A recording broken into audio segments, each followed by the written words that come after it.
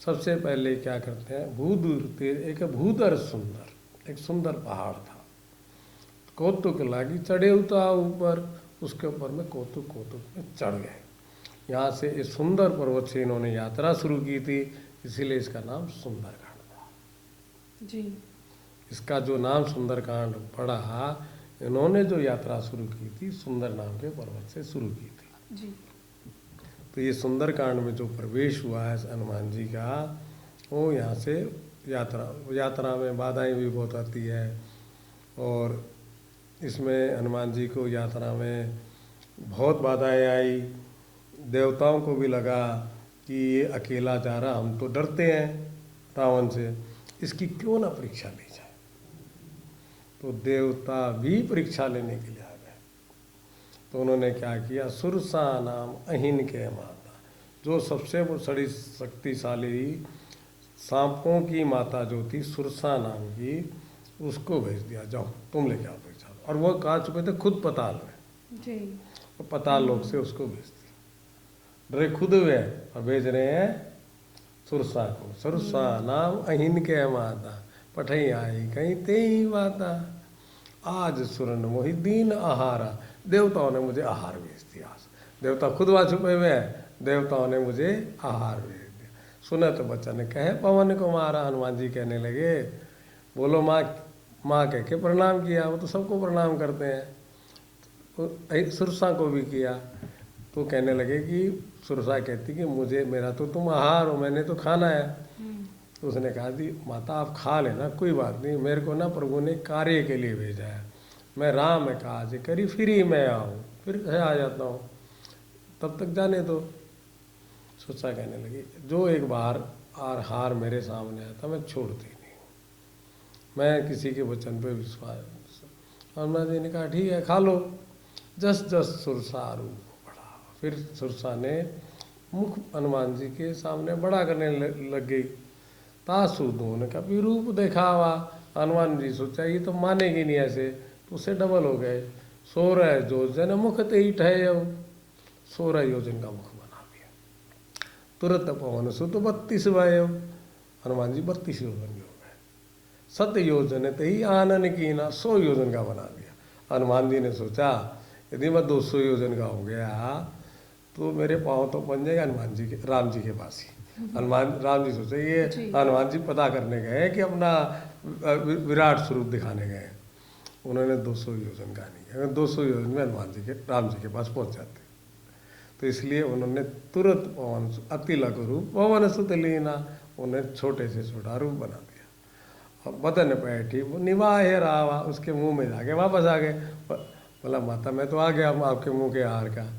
तो वो कहने लगी ठीक है, मैंने तो यही परीक्षा लेनी थी, तुम्हें बुद्धि भी है, बल भी है, और जो है तुम जो है देवताओं के कार्य करने के लिए निपुण हो। देवताओं ने मुझे तुम्हारी बुद्धि की परीक्षा लेने ही भेजा था, और अब जो है तुम जा सकते, राम काज तुम करे हो, तुम बल बुद्धि निधान। सुरसा ने भी कह दिया कि तुम जो है बल और बुद्धि के निधान हो, आशीष दे गई सो, उसने भी आशीर्वाद दिया।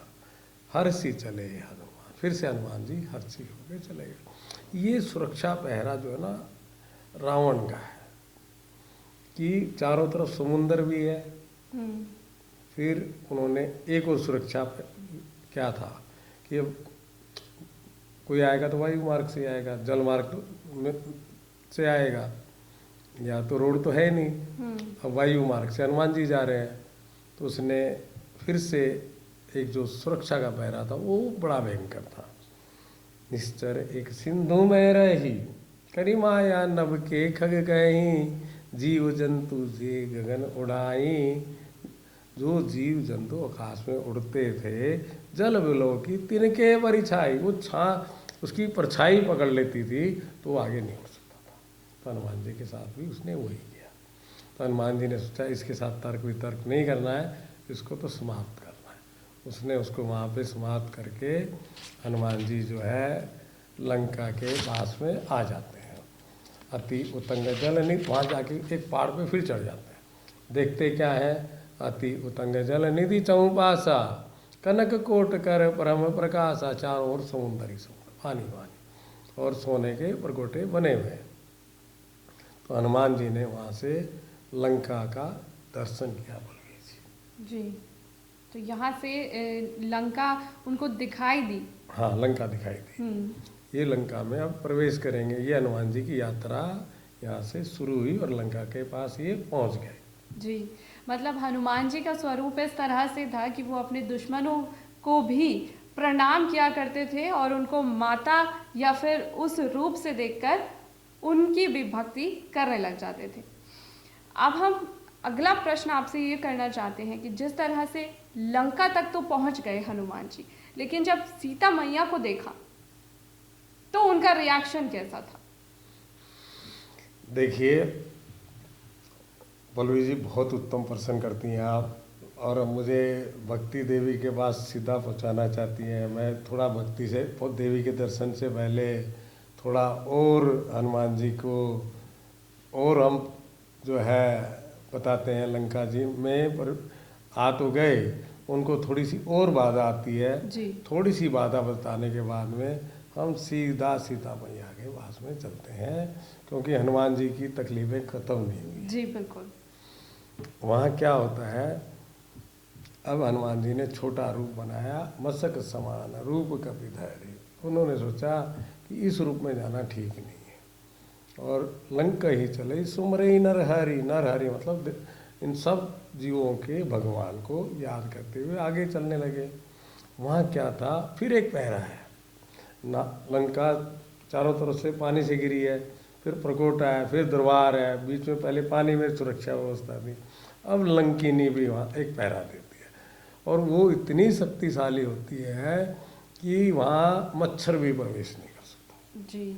हनुमान जी मच्छर छोटे से रूप में, मच्छर बने इतने से नहीं, एक मशक के समान, मशक जैसा रूप। लोग कहेंगे मच्छर नहीं बने थे हनुमान जी, मशक के समान जैसा रूप बनाया था, छोटा रूप। तो वो रूप धर के वो हनुमान जी फिर से लंका में प्रवेश करने लगे। तो लंकिनी ने उन्होंने पकड़ लिया। तो उसने लंकिनी क्या कहती है, जाने नहीं मरम सठ मोरा। ए मूर्ख, मेरा मरम नहीं जानता। मोर हार जहाँ लगी चोरा। मेरा हार क्या है, जो चोर आते हैं वही मेरा हार है। मैं हार दूसरा करती ही नहीं। हनुमान जी कहने लगे, माता जी सबसे बड़ा चोर तो तुम्हारे यहीं बैठा है, उसका हार करो। सबसे बड़ा चोर तो यहीं बैठा है, उसको आपने अंदर कैसे जाने दिया? तो हनुमान जी ने उसको जो है ज़्यादा वाद विवाद उनसे भी नहीं किया। मुठिका एक महाकपि है, हनुमान जी ने एक मुष्टिका उनको भी मारा। और रुधिर बमत धरनी डनमयनी, तुरंत जो है धरती पे गिरी। तो लंकिनी बहुत प्रसन्न हुई, बहुत प्रसन्न हुई। क्यों प्रसन्न हुई? पुनीत संभारी उठी सो लंका, जोरी पानी कर विनय सशंका। जब रावण ही ब्रह्मवर दीना, जब रावण ने को जो है ब्रह्मा जी ने वरदान दिया था, तब ये कहा था तुम यहाँ पहरे, उसने कहा कि मैं पहरे पे कब तक खड़ी रहूं, मैं थोड़ी यहाँ पे रावण की पहरे करते रहूंगी। बोलती चलत बिरंची कहाँ हुई चीना। मुझे बिरंची ने कहा तब तक ही रहना है। विकल हो सीत है कपी के मारे, जब तेरे को कोई बानर प्रहार करे तब तक ही रहना है। विकल हो सीत है कपी के मारे, तब जाने से निशिचर संगारे। तब समझो रावण का अंत आएगा, तब तक के तुमको रहना है। तात मोर अति पुण्य बहुता, मेरे तो पुण्य बहुत है। देखो नैन राम कर दूता। देखा किसको मैंने आज? राम के दूत, राम जी के साक्षात दर्शन मैंने भी कर लिए। सब लोग आशीर्वाद दे रहे हैं। फिर वो बढ़िया बात बोलती, तात स्वर्ग अपवर्ग बन, धरई तुला एक अंग। तुलन ताही सकल मिली, जो सुख लो सत्संग। स्वर्ग और नरक के सुख को एक तराजू में रख दिया जाए और सारे चीज़ों के सुख को एक तराजू में रख दिया जाए। सत्संग के सुख को, स्वर्ग नरक के सुख को एक तराजू में रखो और सत्संग के सुख को एक तराजू में रखो। तुलनता ही सकल मिली, जो सुख लो सत्संग। इन ये तो बैलेंस भी नहीं कर पाएंगे स्वर्ग नरक के सुख। जो सत्संग का सुख एक लो, एक घड़ी का होता है, एक क्षण का होता है। तो उसने बड़ा आशीर्वाद दिया। ये सबको चुपाई कोई भी कार्य करने से पहले, कोई भी काम करने से पहले बोल के घर से निकलना चाहिए। प्रभसी न करे की जे सब काजा, हृदय राखी कौशलपुर राजा। गरल सुधारी पुकर ही मिताई, गोपद सिंध अनल शीतलाई। गरुड़ सुमेरु रेणु समताई, राम कृपा करी चितवा जाई। जिस पे राम कृपा करके देखें उसके लिए सारी मुश्किलें आसान हो जाती। राम कृपा करी चितवा जाए। गरुड़ सुमेरु पर्वत राई के समान हो जाता है, जहर जो है अमृत हो जाता है, और समुंदर जो है गौ के खुर के जितना रह जाता है। तो जब भी कार्य करो प्रवशी नजर की जे सब काजा, हृदय राखी कौशलपुर। राम जी को हमेशा हृदय में रखो। ऐसा कह करके लंकिनी चली गई। उसके बाद में उनसे विष्णु से मुलाकात होती है।